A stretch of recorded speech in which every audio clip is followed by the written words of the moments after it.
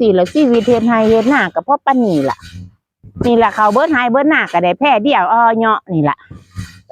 จำนี่ก็ได้จ้างเพิ่นพุ่นเด้อนี่จำนี่ก็ได้จังเอามาหอดเฮือนเบิดลำบากก็อยู่นำเจ้าหน้าก็บ่ได้ห่างได้มีอีหยังดอกว่าแต่ได้มีกินก็เอาดอกเขาอันมันเป็นหยังบ่ได้ยินบ่ผู้ใหญ่บ้านประกาศอันเนี้ยบ่ได้ยินบ่ข่อยกูสิได้ยินหยังกูก็เฮ็ดงานกูสิไปสนใจมีหยังล่ะมันเพิ่นประกาศหาหยังอยากได้อยู่บ่เงินผู้เฒ่านั่นเขาเฮ็ดมานำเอาเจ้าได้นี่จะเอาอยู่บ่โอ้ยเขามาให้แล้วบ่เดียวนี่แม่เอามาให้ตัวจังมานำแม่โอ้ยจะแม่นกูหยังเว้ยมันคือบ่เอามากูแน่เขาว่าให้มาเอาเจ้าไปเอามึงเอามาแทนบ่ได้บ่ได้แล้วเนาะต้องเอาเจ้าไปกูจะแม่นกูหยังเว้ยนำเงินโอ้ยเนาะมานำไปเอาเงินก็ยากเว้ยเดี๋ยวให้เลี้ยวรถก่อนแทนที่สิให้ไผเอาให้ก็ได้ก็บ่แม่นเนาะกูมึงจะแม่นหยังบ่เอาให้มาเอาเจ้าไปอันเส้นเอาโอ้ยรถก็ได้มาเอาเฮงสิเอาหมดนี่จากเจ้าแล้วโอ้ขึ้นโอ้ยอย่าฝ่าวหลายล่ะมึงนั่นอย่าฝ่าวหลาย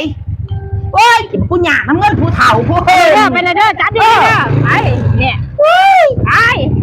เอามาให้พวกหลักกะแล้วดอกกูว่าโอ้ยจะประเทศได้ล่ะโอ้ยอย่าฝ่าวหลายแม่อย่าฝ่าวหลายแม่เห็นบ่เกิดผู้กับบ่ได้มึงเห็นบ่นี่มึงก็มาบอกกูแน่เอาเจ้ามาจังไหนเจ้าคือบ่เกิดเจ้ามายันนี่กูก็ฝ่าวขึ้นรถน้ำมึงนั่นแหมโว้ยผู้ใดพาเจ้าขึ้นรถบ่ใส่เกิบ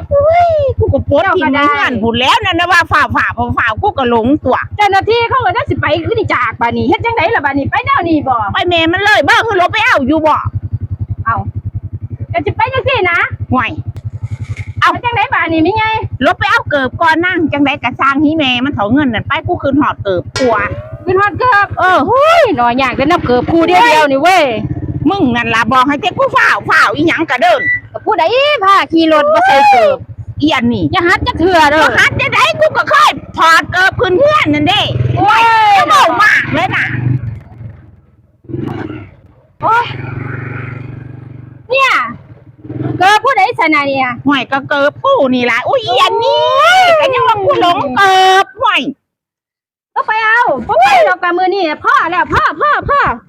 เสียน้ำมูกน้ำมันเบื่อแห้งก็น้ำเกิบคู่เดียวกับกูว่ากูหลงเกิบอยู่ก็แล้วมาจอดฝ่าวเนี่ยก็ฝ่าวโพดอย่าฮัดจะเชื่อเด้อขึ้นรถลืมใส่เกิบนี่โอ้ยเอียนนี่จะมีกูเบื่อแห้งแต่ละมือแล้วเวลาบ่ได้บ่ไปบ่บัดนี้ไปดอกพาไปเอาอบต.พุ่นเพื่อเดียว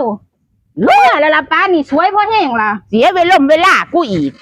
กูแห้งสิเก็บเขาเก็บน้ำกูเรื่องมากแห้งได้เอียนนี่จัง